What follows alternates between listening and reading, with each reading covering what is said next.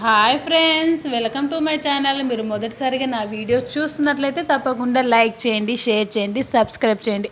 పక్కనే ఉన్న bell ఐకాన్ను click చేసి ఆల్ అనే ఆప్షన్ను సెలెక్ట్ చేసుకోండి. స్టోరీలోకి వెళ్దాం. పారిజాతం తన పుట్టినరోజు వేడుకల్లో కార్తీక్ గురించి మాట్లాడుతూ ఉంటుంది.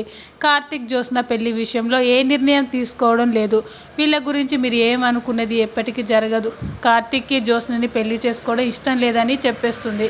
ఈ విషయం చెప్పడంతో ఇంట్లో వాళ్ళందరూ షాక్ అవుతారు. థ్యాంక్స్ పారు, ఇన్నాళ్ళు నా బాధను పోగొట్టావని అనుకుంటూ ఉంటాడు. ఏం మాట్లాడుతున్నావు, ఇంకోసారి ఇలా మాట్లాడితే 2 చెంపలు వాయిస్తానని శివనారాయణ తిడతాడు. నన్ను కాదు వాయించాల్సింది, మన చుట్టాలను. ఇలా వాగింది నేను కాదు, మన చుట్టాలు. కార్తీక్ జ్యోత్స్నకి పెళ్ళి అనుకున్నారు, కానీ చెయ్యారంట కదా అని చుట్టాలు అడుగుతున్నారు. వాళ్ళు అలా అనుకోవడానికి కారణాలు ఉన్నాయో నాకు తెలియదు, కానీ వాళ్ళు అనుకున్నది నిజమే కాదు. నేను అనుకున్నది నిజం కావాలంటే మీరు నా కోరిక తీరాల్సిందే అని అంటుంది పారిజాతం.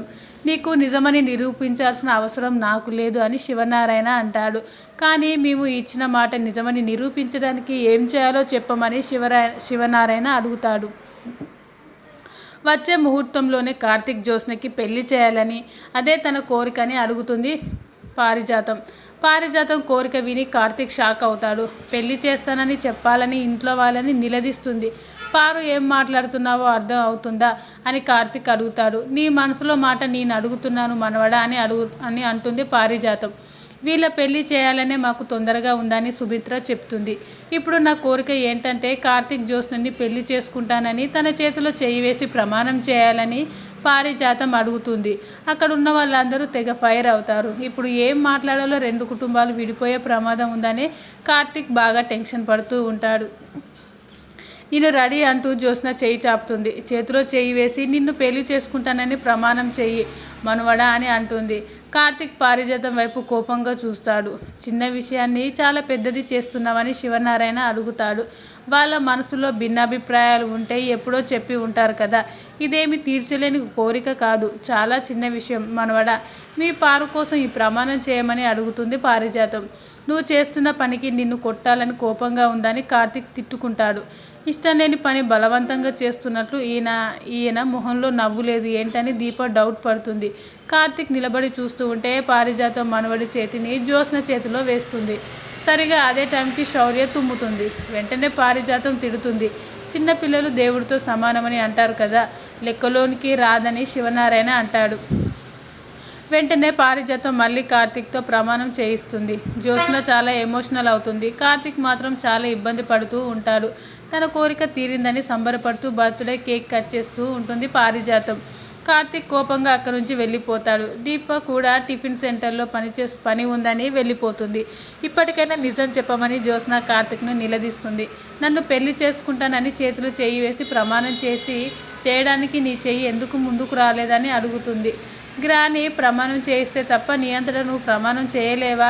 ఏదో తప్పు చేస్తున్నట్లు చేతిలో చేయి వేయగానే వెనక్కి లాగేసుకుంటున్నావు ఏంటని అడుగుతుంది జ్యోత్స్న. ఇప్పుడు తానేం మాట్లాడలేనని అంటాడు కార్తీక్. కానీ ఈరోజు అసలు ఏ విషయమో నాకు ఏంటో తెలియడం లేదని నిలదీస్తుంది. నిజం చెప్పు, నేనంటే నీకు ఇష్టం లేదా అని అడుగుతుంది జ్యోత్స్న. కార్తీక్ కాలర్ పట్టుకొని అడుగుతుంది. పరిస్థితి ఇంతవరకు వచ్చిన తర్వాత నిజం చెప్పాలని అనుకుంటాడు కార్తీక్. మా అమ్మ మీ నాన్న మనం పుట్టకముందే మనకు పెళ్లి చేశారు. అది అనుబంధం అనుకున్నారు, కానీ మనకంటూ ఒక జీవితం ఉందని వాళ్ళు ఆలోచించట్లేదు. నిన్ను నా భార్య అంటుంటే మరదలు కదా, సరదాగా ఆట పట్టిస్తున్నారా అనుకున్నాను.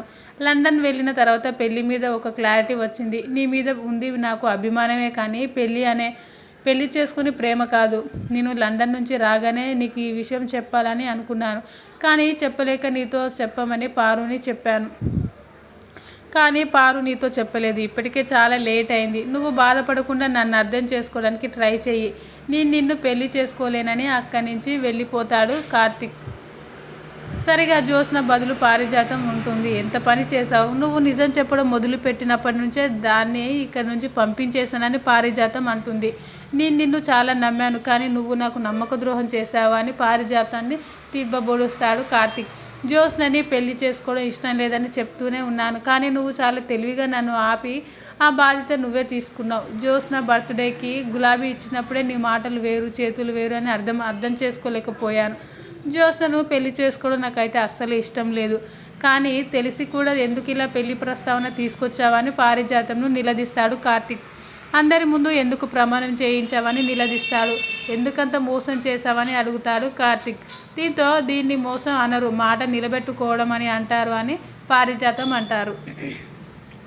నువ్వు జ్యోత్స్నని పెళ్లి చేసుకోవడం ఇష్టం లేదంటే నచ్చజెప్పే ఉంటావని అనుకున్నాను, కానీ నీ మనసులో ఇంకొకరు ఉన్నారని అర్థమైందని పారిజాతం అంటుంది.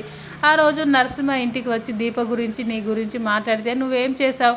దీప చెప్పకుండానే దాని మొగుడి మీద కేసు పెట్టావు.